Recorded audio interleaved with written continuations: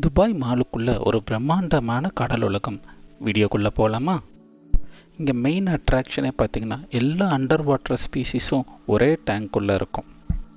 இப்போ பார்த்தீங்கன்னா சுறா மீன்களுக்கு நடுவில் ஒரு டைவர், செம த்ரில்லாக இருக்குல்ல.